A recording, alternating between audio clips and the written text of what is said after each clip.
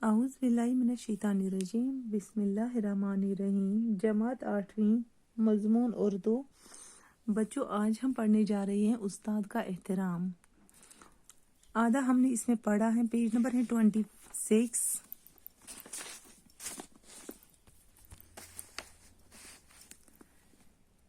रिवायत है कि नौशेरवान ने एक बार अपने फर्जंद को तालीम व तरबियत के लिए एक उस्ताद के पास भेजा।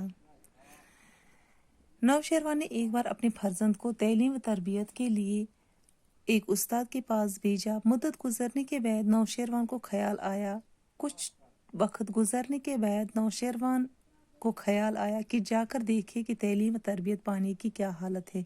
कि वो अपने बच्चे को देखने के लिए गया ताकि उसे ये पता चले कि तालीम व तरबियत पाने की क्या हालत है।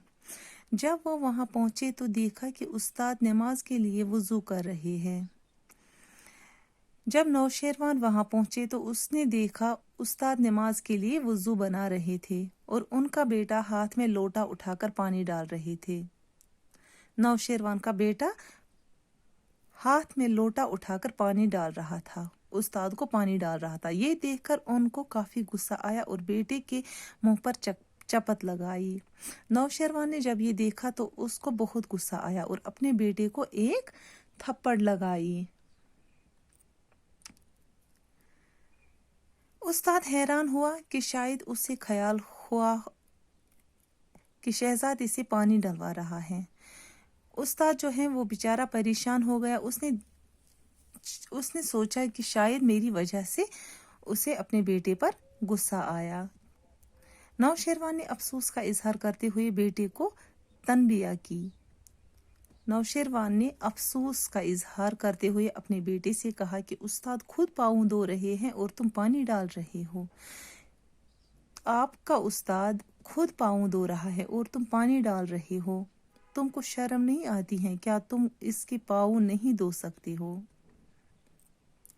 अपने बेटे को थप्पड़ लगाकर कहा, तुम्हें शर्म नहीं आती? तुम्हारा उस्ताद खुद पाँव धो रहा है और तुम पानी डाल रहे हो। तुम खुद क्यों नहीं उसके पाँव धो सकते? दूसरी एक रिवायत है कि एक दफ़ा सिकंदर आज़म दुनिया की बहुत सी फतूहात हासिल करके वतन वापस पहुंचा। दूसरी रिवायत है कि एक दफ़ा सिकंदर आज़म दुनिया की बहुत सी फतूहात इसका मतलब है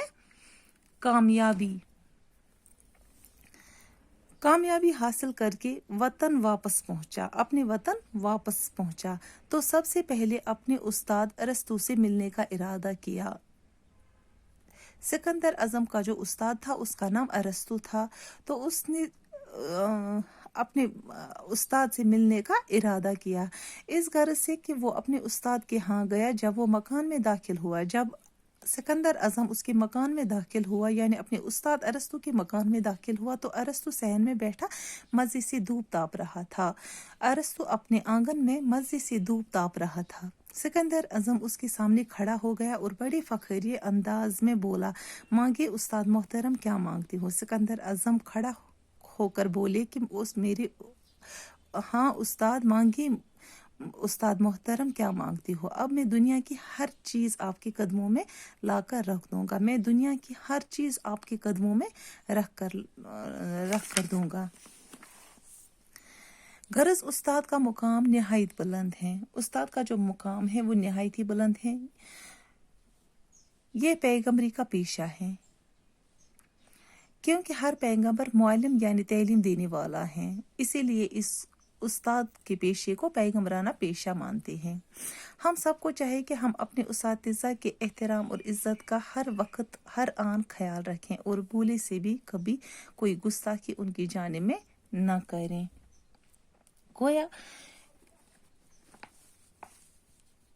उस्ताद ही सच्चे और दुरुस्त रास्ते पर लगाकर जीना आसान बना देता है। गोया उसे आदमी से इंसान बना देता है। इसलिए शागिर्द को चाहिए कि वो अपने तन मन से उस्ताद की बताई हुई बातों और सिखाए हुए कामों को समझे और सीखे। शागिर्द को चाहिए कि अपने उस्ताद से ज़्यादा फैज़ हासिल करने के लिए उसकी इज्जत करे और उसका खातिर ख्वाह एहतराम करे।